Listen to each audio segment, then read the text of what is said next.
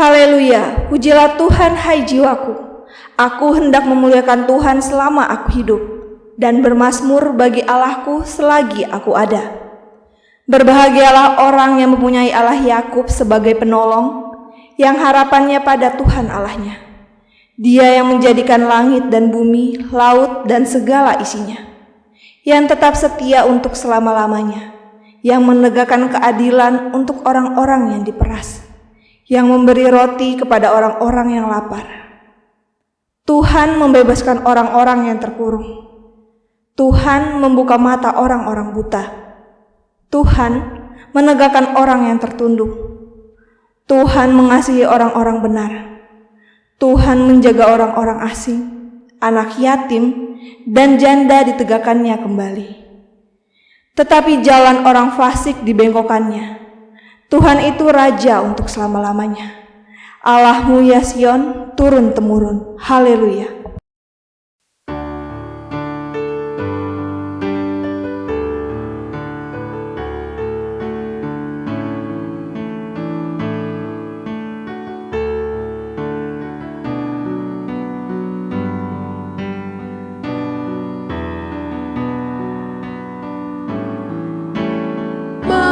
Kita puji, kita muliakan Tuhan. Mari kita sujud, mengagungkan kuasa-Nya. Besarkan namanya di kerajaan-Nya. Kasih setia-Nya abadi dan kekal sampai selamanya. Haleluya, sampai selamanya. Haleluya. Sorak-sorai jagat raya, soraklah isi dunia. Puji haleluya.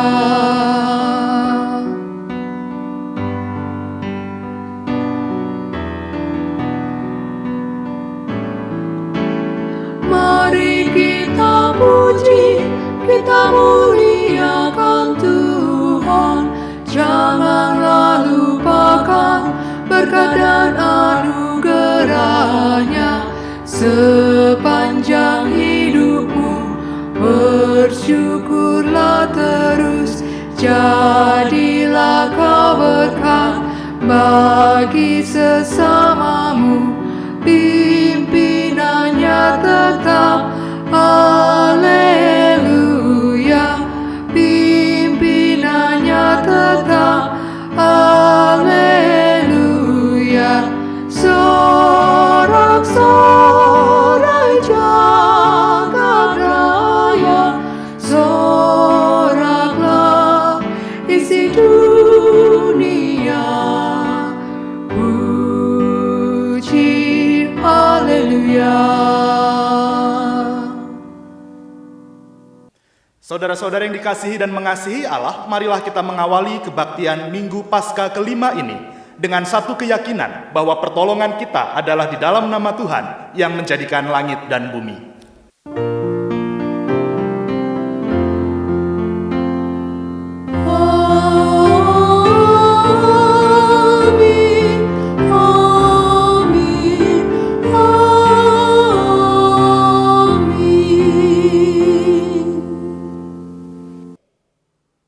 Kasih karunia dan damai sejahtera dari Allah Bapa kita dan dari Tuhan kita Yesus Kristus serta persekutuan dengan Roh Kudus menyertai saudara sekalian.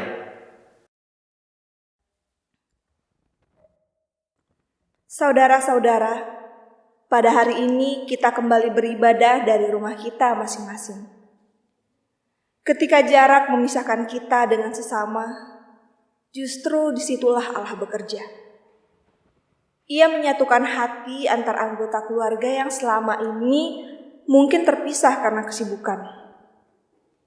Ia juga membuka peluang hidup yang tercipta dari adanya jarak di antara sesama. Jarak merupakan syarat bagi Kristus untuk hadir menyapa ciptaan. Jarak juga menjadi syarat bagi Kristus untuk mengundang ciptaan masuk ke dalam kehidupan persekutuan cinta Allah Tritunggal. Melalui Kristus dan di dalam Kristus, ruang kehidupan bagi ciptaan menjadi terbuka.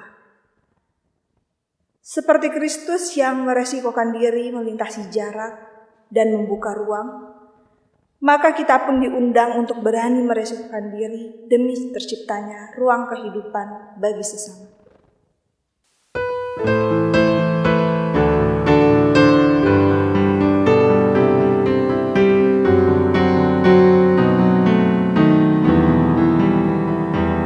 Sejahtera Tuhan, sejahtera Tuhan yang hidup dan menghidupkan. Bagimu, bagiku, dan siapapun yang ada di dunia ini.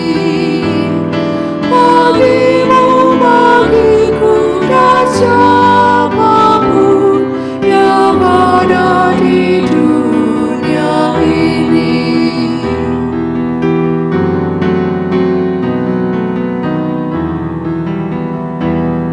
Sejahtera Tuhan, sejahtera Tuhan yang hidup dan menghidupkan, berlimpah sekarang dan selamanya. Bersiaplah menerima, berlimpah sekarang dan selamanya. Bersiaplah menerima.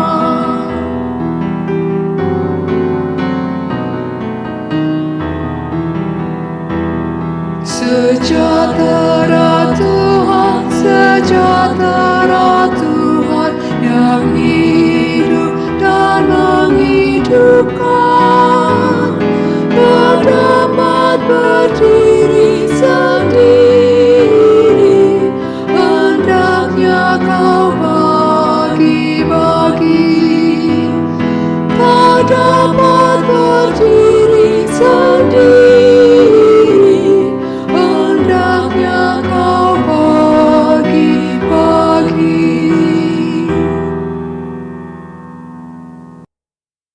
Saudara-saudara, marilah kita mengakui segala dosa dan kesalahan kita di hadapan Allah. Kita berdoa. Ya Allah yang mencinta layaknya Bapa dan Ibu kami, pandemi yang saat ini sedang kami hadapi telah membuat kami kehilangan semangat untuk menjalani rutinitas kami yang baru. Kami kehilangan hasrat untuk menjumpai Engkau yang menyapa kami dengan cara yang berbeda. Kami gagal melihat cinta-Mu dalam diri anggota keluarga kami yang kini setiap hari kami jumpai. Kami gagal untuk menyapa dan menyambut mereka seperti halnya kami menyapa dan menyambut Engkau. Kami gagal merasakan heningnya penyertaan-Mu saat kami merasa sepi dan sendiri, jauh dari keluarga dan rekan-rekan kami. Ampunilah kami, ya Allah.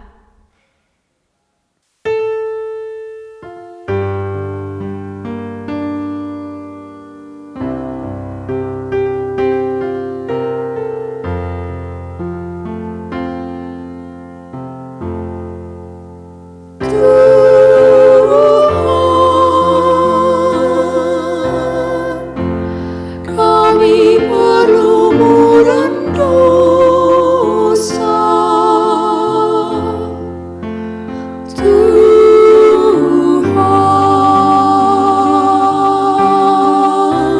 sudilah ampuni kami.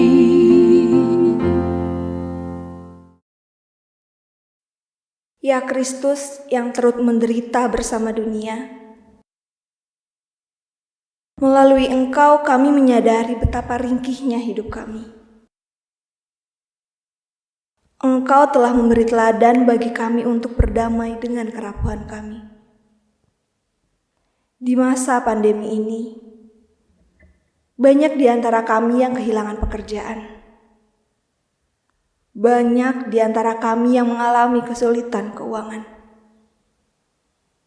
Tidak jarang kami mempersalahkan orang lain dan bahkan mempersalahkan diri kami sendiri. Kami terjebak dalam kemarahan dan melupakan jemarimu yang tak henti menyusuti air mata kami. Hingga akhirnya mata kami kembali bening untuk menatap masa depan yang belum usai. Ampunilah kami ya Kristus.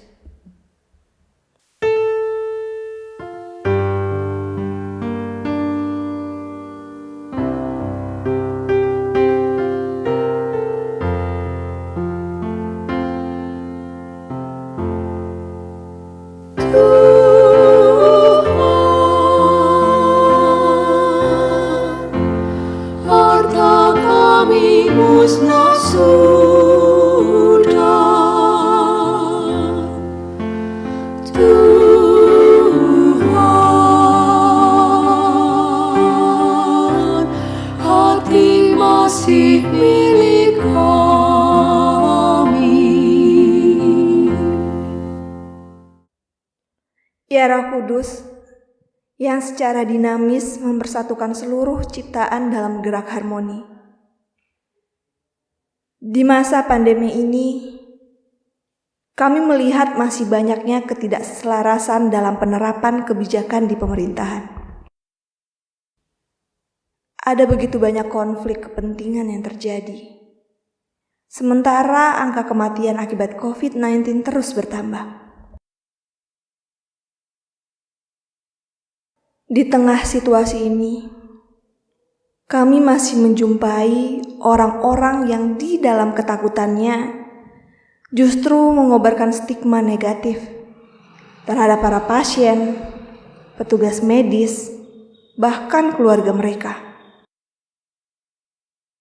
Di tengah situasi ini, tidak sedikit orang yang karena kesulitan dalam mendapatkan penghasilan justru melakukan tindak pencurian.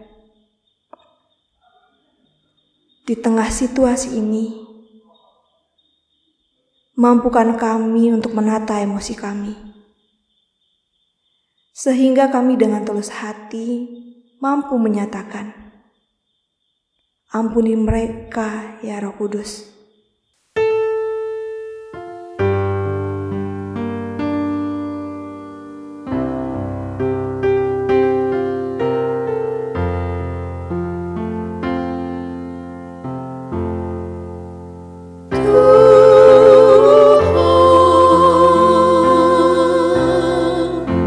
Sudi ampuni mereka,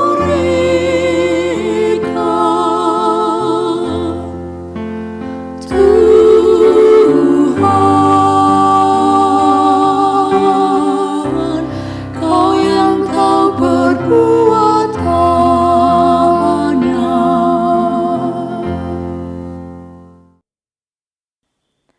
Ya Allah Bapa, Anak, dan Roh Kudus, bimbinglah kami agar kami mampu menjalani hari-hari kami yang penuh dengan misteri.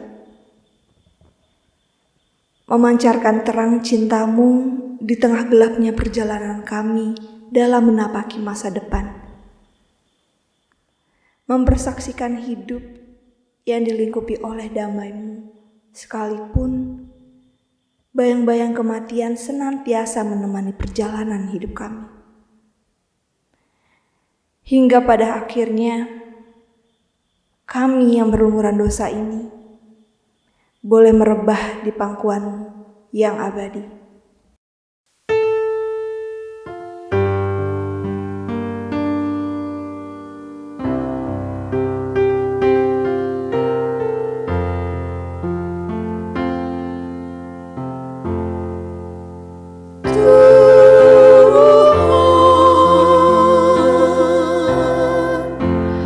Kami berlumuran dosa,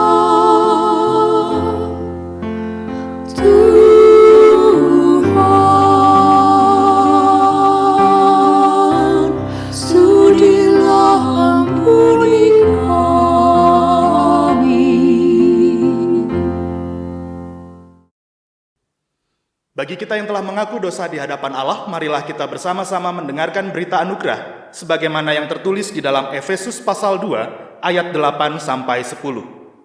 Sebab karena kasih karunia kamu diselamatkan oleh iman. Itu bukan hasil usahamu, tetapi pemberian Allah. Itu bukan hasil pekerjaanmu. Jangan ada orang yang memegahkan diri. Karena kita ini buatan Allah, diciptakan dalam Kristus Yesus untuk melakukan pekerjaan baik yang dipersiapkan Allah sebelumnya. Ia mau supaya kita hidup di dalamnya. Demikianlah berita anugerah dari Allah.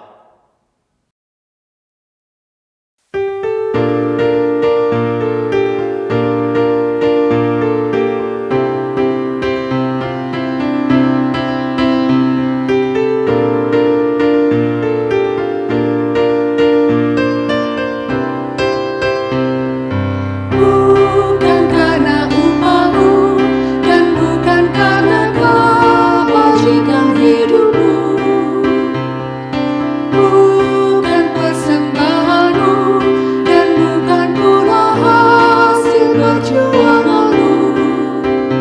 Allah mengampuni kesalahan umatnya oleh karena kemurahannya, melalui pengorbanan Putra Tunggalnya ditebusnya dosa manusia.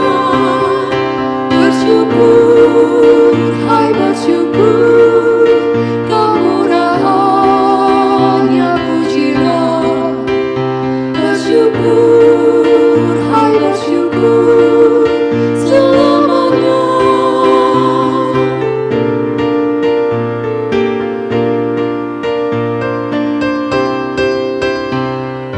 Janganlah kau berbenah dan jangan pula meninggikan dirimu. Baiklah selalu merendah dan hidup dalam kemurahan kasih-Nya. Keangkuhannya dapat kena kepadanya, orang sombong direndahkannya. Yang lemah dan hina dikasihinya penuh, yang rendah akan ditinggikannya. Bersyukur, hai bersyukur, kemurahannya pujilah. Bersyukur, hai bersyukur, selamanya.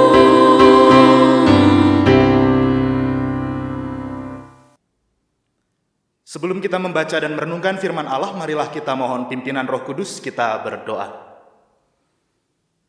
Ya Allah, di dalam keterbatasan kami, biarlah kiranya Engkau saja yang menerangi hati dan pikiran kami, agar apa yang kami baca dan kami dengar tidak berlalu begitu saja, melainkan dapat mewujud nyata dalam kehidupan kami hari lepas hari.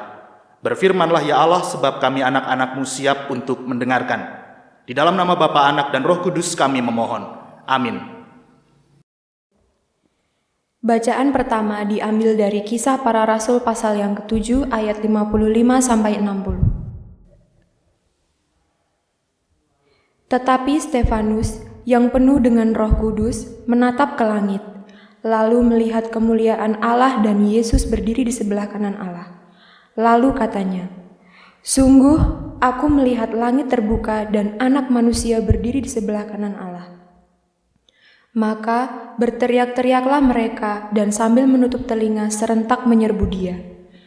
Mereka menyeret Dia keluar kota lalu melemparinya. Dan saksi-saksi meletakkan jubah mereka di depan kaki seorang muda yang bernama Saulus. Sedang mereka melemparinya, Stefanus berdoa, katanya, "Ya Tuhan Yesus, terimalah rohku." Sambil berlutut, ia berseru dengan suara nyaring, "Tuhan, janganlah tanggungkan dosa ini kepada mereka." Dan dengan perkataan itu, meninggallah ia. Demikianlah sabda Allah.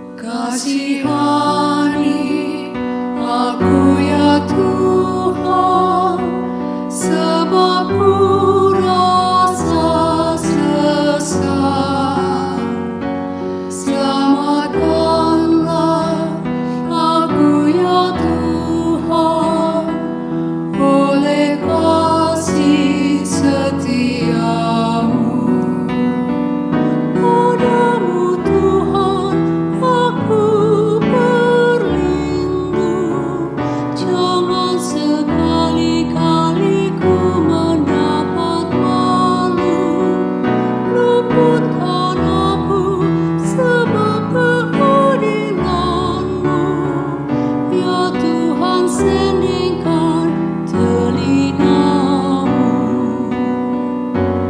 Kasihani aku ya Tuhan, sebab ku rasa sesat.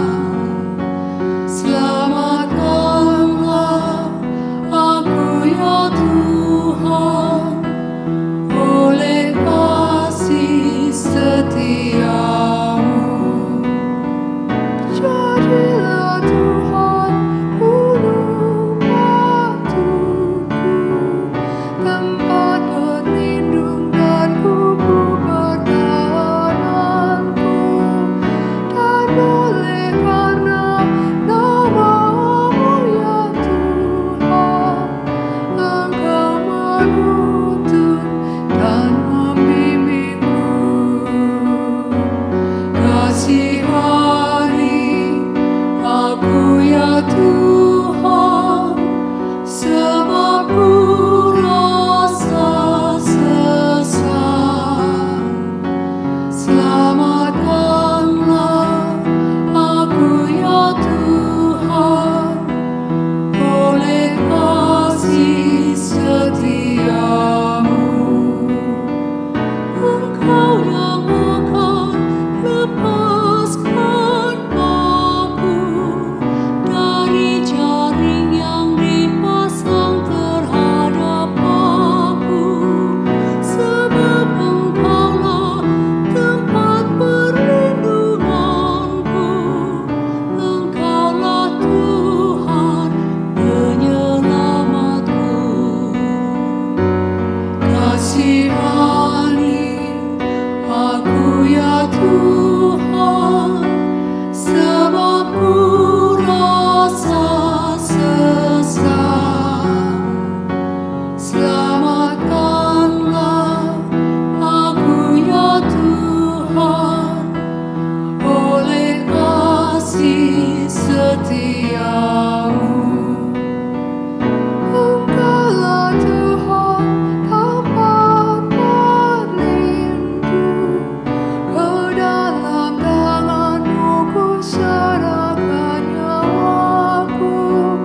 Engkaulah Tuhan yang membebaskan aku. Engkaulah Tuhan Allah yang setia.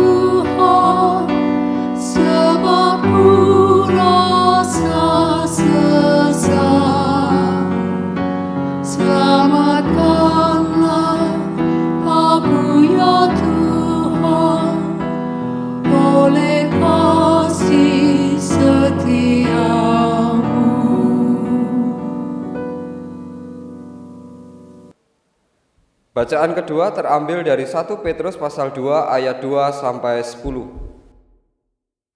Petrus pasal 2 ayat 2 sampai 10. Jadilah sama seperti bayi yang baru lahir yang selalu ingin akan air susu yang murni dan yang rohani, supaya olehnya kamu bertumbuh dan beroleh keselamatan. Jika kamu benar-benar telah mengecap kebaikan Tuhan, dan datanglah kepadanya batu yang hidup itu, yang memang dibuang oleh manusia, tetapi yang dipilih dan dihormati di hadirat Allah.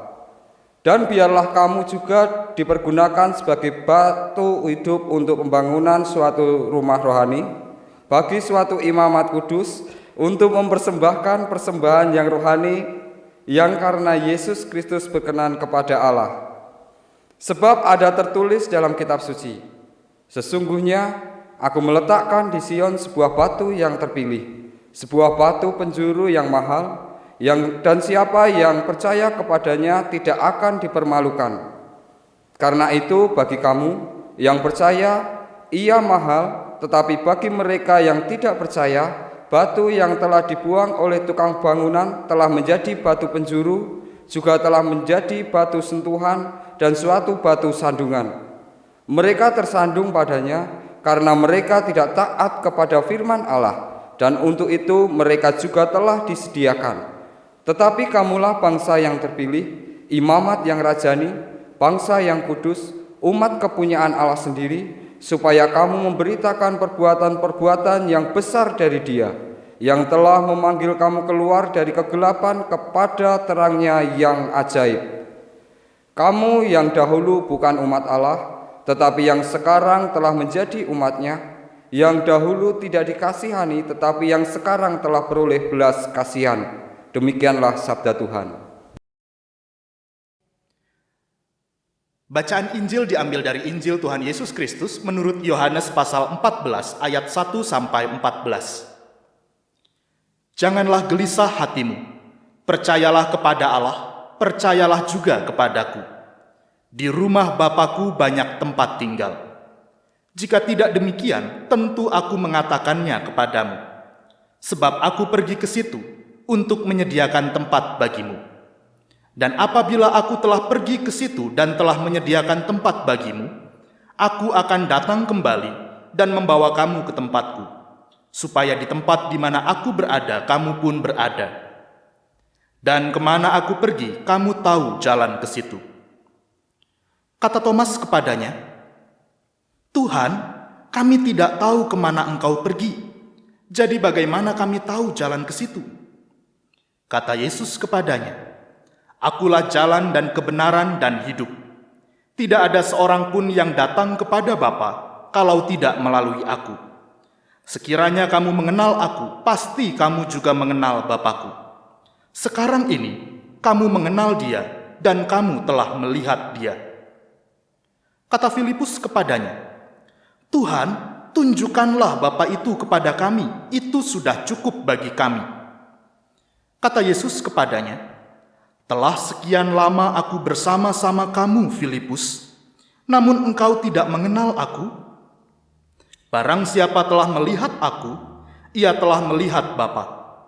Bagaimana engkau berkata, tunjukkanlah Bapa itu kepada kami? Tidak percayakah engkau bahwa aku di dalam Bapa dan Bapa di dalam aku? Apa yang aku katakan kepadamu, tidak aku katakan dari diriku sendiri, tetapi Bapa yang diam di dalam aku. Dialah yang melakukan pekerjaannya. Percayalah kepadaku bahwa aku di dalam Bapa dan Bapa di dalam aku. Atau setidak-tidaknya percayalah karena pekerjaan-pekerjaan itu sendiri. Aku berkata kepadamu, sesungguhnya barang siapa percaya kepadaku, ia akan melakukan juga pekerjaan-pekerjaan yang aku lakukan, bahkan pekerjaan-pekerjaan yang lebih besar daripada itu. Sebab aku pergi kepada Bapa, dan apa juga yang kamu minta dalam namaku, aku akan melakukannya, supaya Bapa dipermuliakan di dalam Anak. Jika kamu meminta sesuatu kepadaku dalam namaku, aku akan melakukannya. Demikianlah Injil Tuhan Yesus Kristus. Berbahagialah setiap orang yang mendengarkan sabda Tuhan dan yang setia memberlakukannya. Haleluya.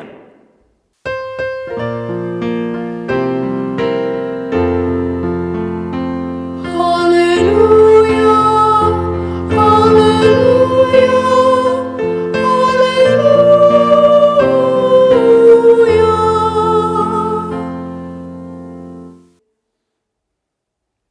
Janganlah gelisah hatimu, percayalah kepada Allah, percayalah juga kepadaku. Di rumah Bapakku banyak tempat tinggal. Jika tidak demikian, tentu aku mengatakannya kepadamu. Sebab aku pergi ke situ untuk menyediakan tempat bagimu. Dan apabila aku telah pergi ke situ dan telah menyediakan tempat bagimu, aku akan datang kembali dan membawa kamu ke tempatku, supaya di tempat di mana aku berada, kamu pun berada. Saudara-saudara, ini adalah ayat andalan yang kerap kali dipakai di dalam ibadah pemakaman atau ibadah kremasi. Kita kerap kali menggambarkan bahwa rumah Bapa adalah sorga. Dan secara lebih ekstrim lagi, banyak pula yang beranggapan bahwa Allah telah menyiapkan kafling bagi kita. Allah telah menyiapkan tempat bagi kita ketika kita sudah mati. Benarkah demikian? Benarkah rumah Bapa yang dimaksudkan oleh Yesus di sini adalah sorga? Benarkah yang dimaksudkan oleh Yesus di sini adalah bahwa kita sudah disiapkan tempat di sorga kelak? Mari kita mencoba melihat dari sudut pandang Yohanes. Kita mencoba melihat dari cara berpikir Yohanes. Di dalam Injil Yohanes setidaknya ada 2 peristiwa ketika Yesus menggambarkan tentang rumah Bapa. Peristiwa yang pertama tertuang di dalam Injil Yohanes pasal 2 ayat 13 sampai 25. Saat itu Yesus sedang menyucikan bait Allah. Yesus sedang membersihkan kembali bait Allah. Di ayat 16. Di sana dikatakan, kepada pedagang-pedagang merpati ia berkata, ambil semuanya ini dari sini. Jangan kamu membuat rumah Bapakku menjadi tempat berjualan. Berbeda dari Injil-Injil yang lain, di dalam Injil Yohanes tidak disebutkan bahwa kegiatan jual beli di bait Allah adalah tindakan penyamun, tindakan perampok, tindakan perampasan. Di dalam Injil Yohanes tidak menyebutkan kata penyamun, tidak menyebutkan tindakan yang keliru. Tetapi Yesus justru ingin mengarahkan para murid untuk melihat bahwa ini bukan sekadar soal masalah jual belinya. Ini bukan sekadar soal masalah transaksi yang terjadi. Melainkan di ayat 19.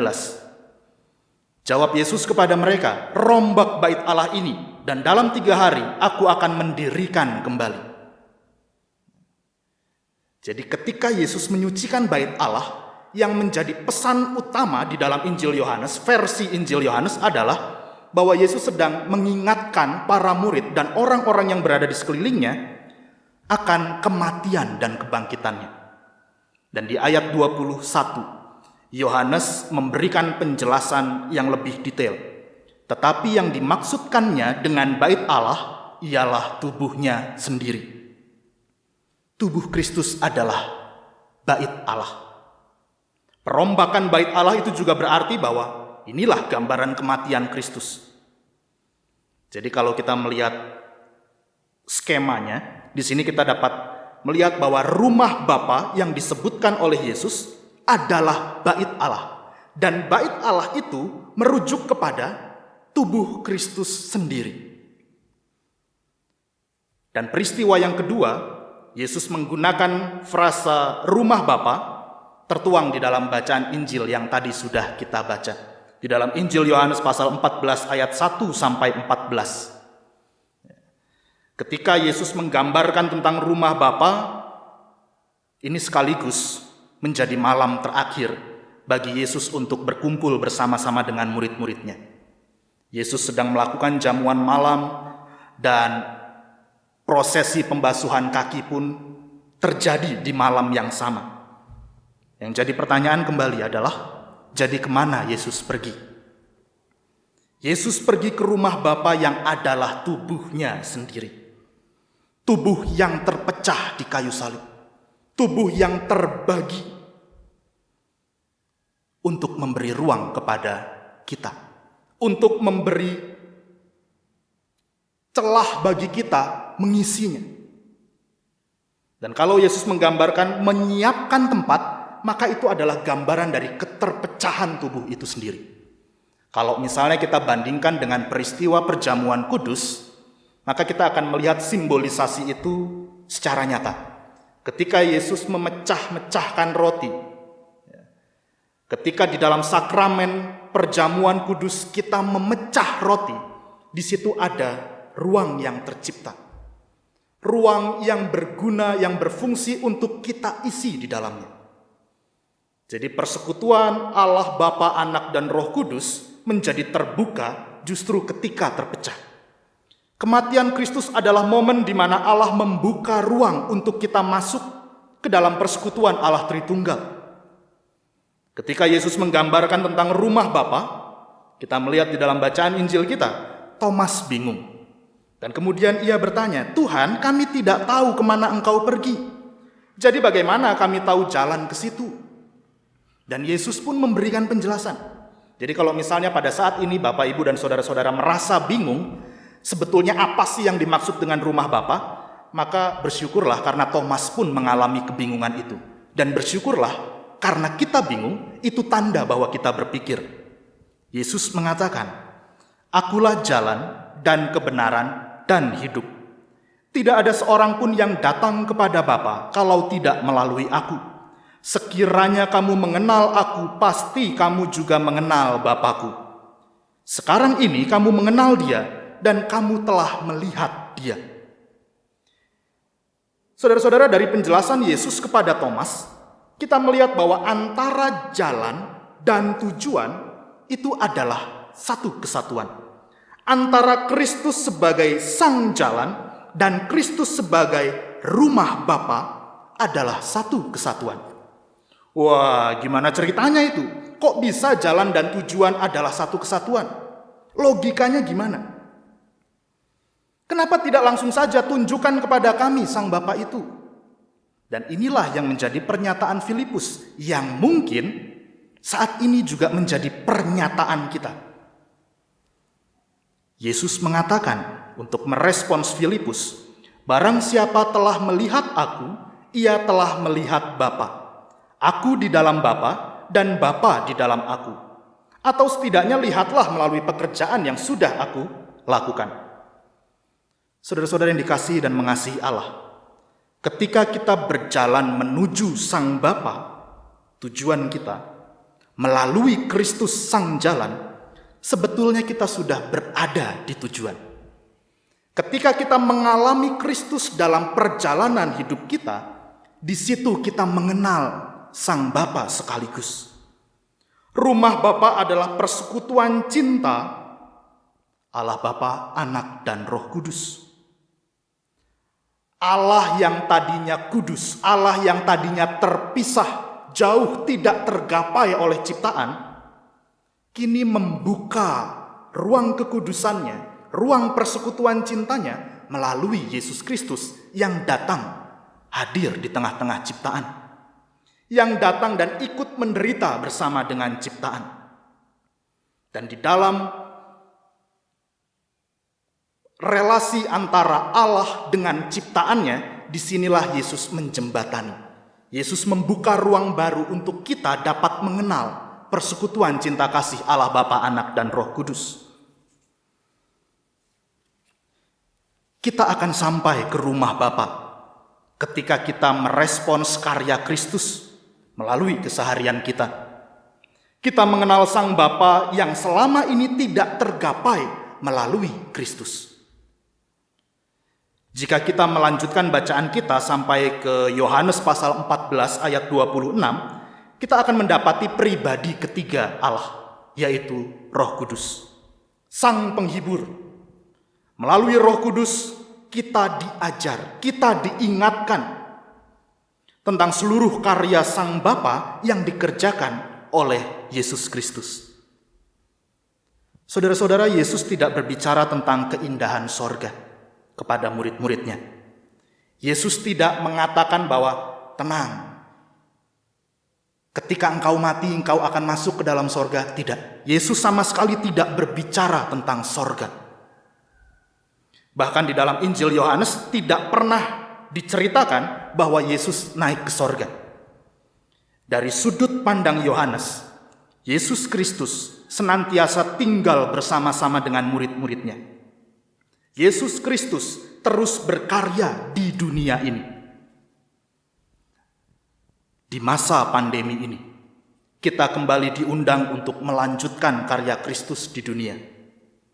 Kristus telah merisikokan diri untuk hadir menjadi jalan agar kita merasakan cinta Sang Bapa. Kristus menghadapi penderitaan, kematian, dan kebangkitan untuk membuka ruang bagi kita. Ruang itu kita turut berpartisipasi. Ruang yang terbuka itu mengundang kita. Menjadi ruang bagi kita untuk terus berperan serta menghadirkan cinta Allah bagi dunia. Jadi kalau Allah yang tadinya jauh tinggi luhur dalam persekutuan Allah Bapa, Anak, dan Roh Kudus, melalui Yesus kita diajak, para murid diajak untuk mewartakan, untuk menghadirkan, ini loh cinta kasih Allah. Ini loh cinta kasih Allah yang kami kenal melalui pekerjaan Kristus. Dan sekarang ketika kita sudah menyatu dalam persekutuan Allah ini, kita pun diundang untuk membuka diri terhadap mereka yang kehilangan cinta, terhadap mereka yang pada saat ini merasa kesepian, terhadap mereka yang pada saat ini merasa ditinggalkan dan merasa sudah tidak ada lagi gunanya hidup ini. Di tengah keluarga, kita dapat mulai membangun kembali cinta bersama seluruh anggota keluarga di dalamnya. Cinta yang selama ini mungkin sudah terkikis oleh kesibukan kita. Sebelum pandemi, kita kerja berangkat pagi, pulang malam. Sangat sedikit waktu untuk kita membangun relasi dengan anggota keluarga yang lain. Justru pada masa ini menjadi momen bagi kita untuk membangun kembali cinta. Seperti halnya Allah terus membangun cinta kepada ciptaannya. Di tengah kehidupan sosial, kita dapat membangkitkan kembali harapan hidup bagi orang-orang di sekitar kita. Memberi dukungan kita bagi mereka yang bekerja di rumah sakit. Ataupun mereka yang saat ini sedang dirawat di rumah sakit. Mereka yang tidak bisa dibesuk, mereka yang tidak bisa kita pandang wajahnya secara langsung. Di dalam kehidupan bergereja, kita dapat memodifikasi program kerja kita agar lebih efektif dalam menjangkau kebutuhan anggota jemaat maupun masyarakat. Kita dapat membuka lapangan kerja bagi anggota jemaat yang kehilangan pekerjaan. Kita dapat membuka ruang kreatif untuk terus menghadirkan cinta Allah di tengah dunia, memberikan harapan hidup yang baru bagi setiap orang yang ada di sekeliling kita. Kiranya Allah senantiasa menolong kita. Amin.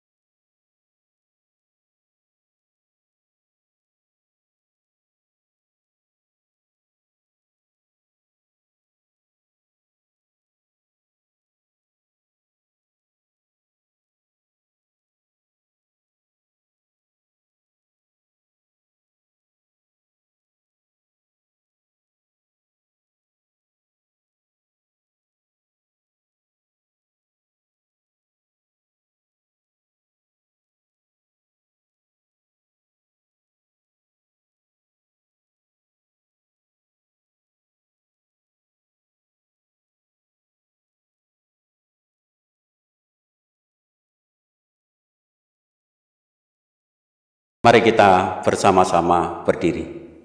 Mari kita bersama-sama dengan gereja di segala abad dan segala tempat, kita memperbaharui pengakuan iman kita sesuai dengan pengakuan iman rasuli. Hendaklah masing-masing mengucapkan demikian. Aku percaya kepada Allah, Bapa yang Maha Kuasa, Khalik langit dan bumi, dan kepada Yesus Kristus, Anaknya yang tunggal, Tuhan kita, yang dikandung daripada Roh Kudus, lahir dari anak darah Maria, yang menderita sengsara di bawah pemerintahan Pontius Pilatus, disalibkan, mati dan dikuburkan, turun ke dalam kerajaan maut. Pada hari yang ketiga, bangkit pula dari antara orang mati, naik ke surga, duduk di sebelah kanan Allah, Bapa yang Maha Kuasa, dan dari sana Ia akan datang untuk menghakimi orang yang hidup dan yang mati. Aku percaya kepada Roh Kudus, gereja yang kudus dan am, persekutuan orang kudus, pengampunan dosa, kebangkitan orang mati, dan hidup yang kekal. Amin. Mari kita bersyafaat. Ya Allah yang Maha Kasih, kami datang ke hadirat-Mu yang kudus. Kami bersyukur untuk setiap undangan-Mu, agar kami mampu berperan serta bersama-sama dengan Engkau di tengah situasi dan kondisi yang saat ini sedang kami hadapi.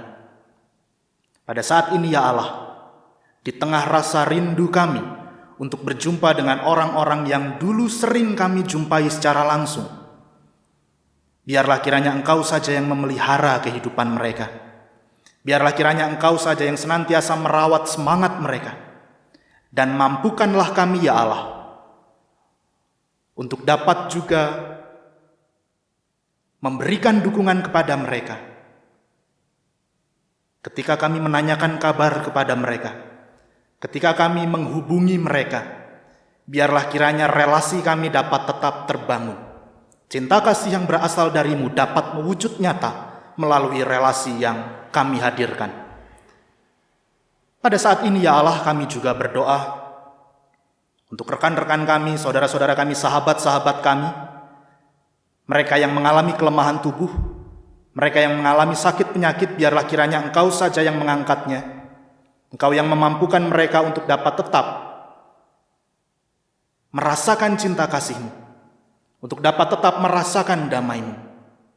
Dan biarlah kiranya melalui kami pun dapat menguatkan mereka, sekalipun kami tidak dapat bertatap muka. Saat ini ya Allah, kami juga berdoa untuk rekan-rekan kami, saudara-saudara kami, sahabat-sahabat kami, mereka yang kami kenal maupun yang tidak kami kenal, yang kehilangan pekerjaan, mereka yang mengalami pemutusan hubungan kerja, mereka yang dirumahkan, mereka yang mengalami kesulitan secara finansial. Kami menyadari ya Allah, bahwa pandemi yang saat ini terjadi telah mengubah kehidupan kami. Dan biarlah kiranya kami pun dapat hadir bagi mereka. Kami dapat menguatkan mereka. Kami dapat mendukung mereka. Dan memberikan alternatif-alternatif baru. Agar persoalan finansial tidak lagi menjadi penghalang bagi mereka. Biarlah kiranya setiap hati kami menjadi terbuka untuk terus-menerus menolong sesama kami. Saat ini ya Allah, kami juga teringat dengan orang-orang di sekeliling kami, bahkan mungkin kami sendiri, yang merasa jenuh, merasa jengah dengan situasi ini, merasa kesepian karena tinggal sendirian, merasa jauh dari kehangatan dan kasih sayang. Kami yang kehilangan, kami yang putus asa. Biarlah kiranya Engkau yang menopang kami, memberikan kami semangat baru. Dan ajarlah kami ya Allah, untuk dapat mengelola emosi kami, mengelola batin kami, mengatur setiap rasa yang ada di dalam hati kami, agar kami pun dapat kembali pulih dan dapat ikut menolong sesama kami yang saat ini tengah mengalami kesepian, kehilangan, dan keputusasaan. Saat ini ya Allah, kami berdoa untuk gereja-Mu yang tersebar di seluruh lingkup Klasi Solo, dengan segala pergumulan masing-masing, dengan segala persoalan yang harus dihadapi. Mampukan kami oleh Roh-Mu yang kudus untuk tetap bersatu, untuk tetap menjalin kerjasama, agar kehadiran kami di tengah dunia senantiasa memberikan makna. Kami menyerahkan sisa hidup kami, ya Allah, ke dalam tangan kuasa-Mu. Pakailah kami menjadi saluran berkat-Mu dimanapun kami berada. Inilah doa kami, harapan kami, dan permohonan kami yang kami alaskan di dalam nama Putra-Mu yang tunggal, Tuhan kami, Yesus Kristus. Amin. Saudara-saudara, pada saat ini kita diberi kesempatan untuk turut serta dalam menunjang pelayanan yang dilakukan oleh gereja kita masing-masing melalui pengumpulan persembahan. Saudara-saudara dapat mengumpulkan persembahan sesuai tata cara yang telah disepakati di lingkup jemaat masing-masing. Nats yang mendasari pengumpulan persembahan kita pada saat ini diambil dari 2 Korintus pasal yang ke-8 ayat yang ke-12.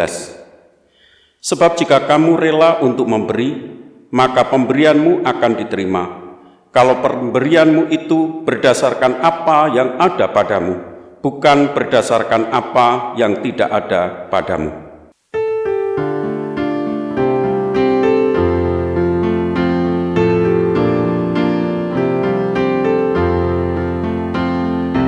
Terima kasih ya Tuhanku atas hari pemberian-Mu, hari baru limpah rahmat dan dipenuhi oleh kasih-Mu.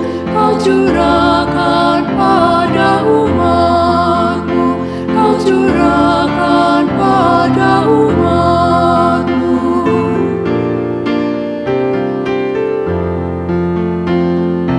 Terima kasih atas waktu yang Dikau tawarkan padaku, agar dalam masa muda aku belajar tentang kasih-Mu yang besar dan mulia itu, yang besar dan mulia itu.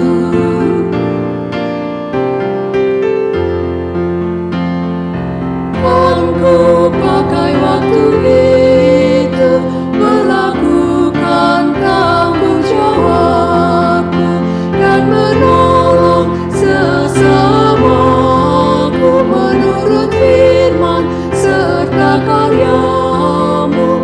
Karena itu makna kasih-Mu, karena itu makna kasih-Mu.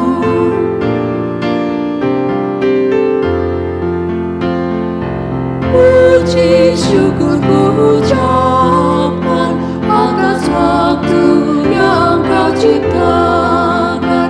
Ku taati, ku hargai di dalam kata dan perbuatanku, agar nyata hidup beriman, agar nyata hidup beriman.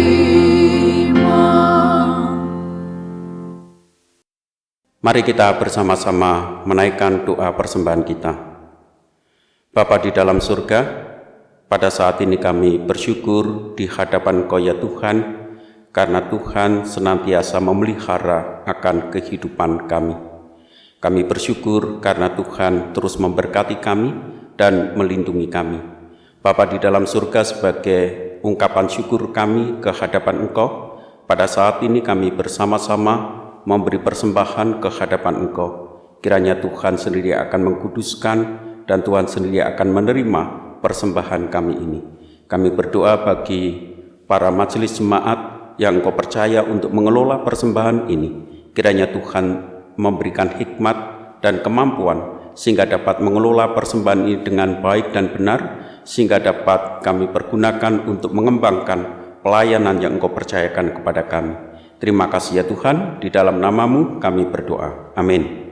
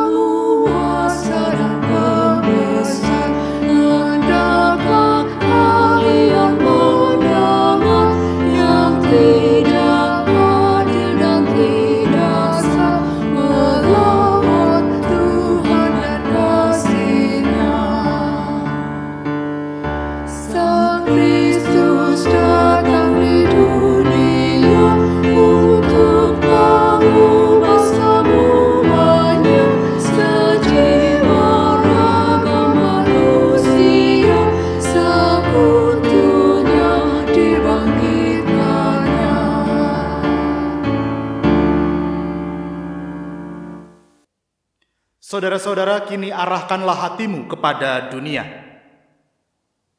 Jadilah sahabat bagi sesama. Terpujilah Allah Bapa, Anak, dan Roh Kudus. Dan kini terimalah berkat Tuhan. Kiranya senantiasa ada pekerjaan yang dapat dilakukan tanganmu. Kiranya sakumu senantiasa terisi dengan uang yang cukup. Kiranya mentari senantiasa memancarkan cahayanya menerobos jendela rumahmu. Kiranya pelangi senantiasa hadir menghiasi langit sehabis hujan. Kiranya tangan seorang sahabat senantiasa dekat kepadamu. Dan kiranya Allah mengisi hatimu dengan sukacita yang senantiasa menghiburmu. Amin.